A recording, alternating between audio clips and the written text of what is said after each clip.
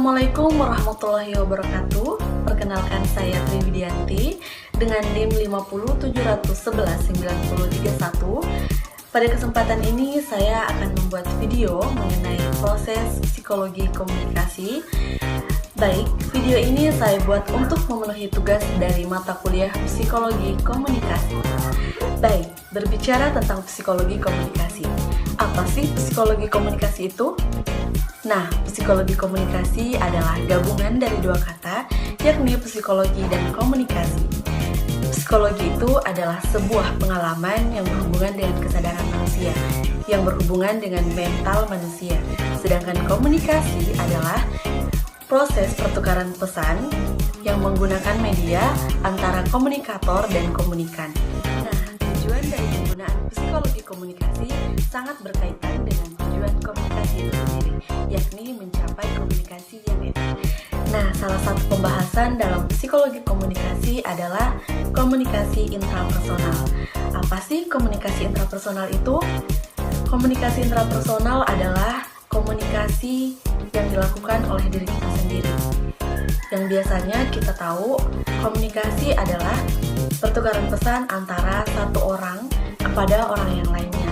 Nah, pada komunikasi intrapersonal ini, kita melakukan komunikasi dengan diri kita sendiri. Bagaimana sih proses dari komunikasi intrapersonal itu?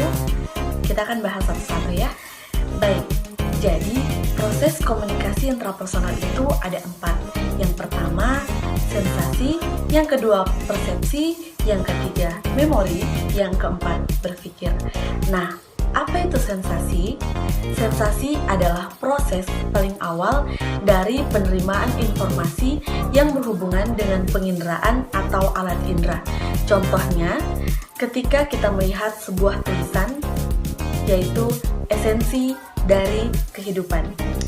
Nah, setelah kita melihat tulisan esensi dari kehidupan, maka proses ini akan berlanjut pada proses persepsi. Apa itu persepsi? Persepsi adalah proses memberi makna pada stimulus indrawi.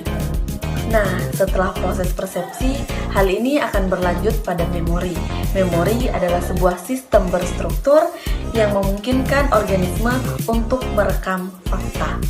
Nah, setelah memori, merekam, dan menyimpan fakta, maka proses ini akan berlanjut pada proses berpikir. Apa sih proses berpikir itu? Nah, berpikir adalah suatu proses yang dapat mempengaruhi kita dalam menafsirkan stimulus.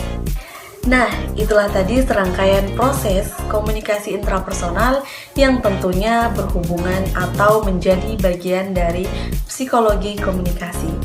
Oke, untuk lebih jelasnya saya akan memberikan contoh video bagaimana proses komunikasi itu terjadi.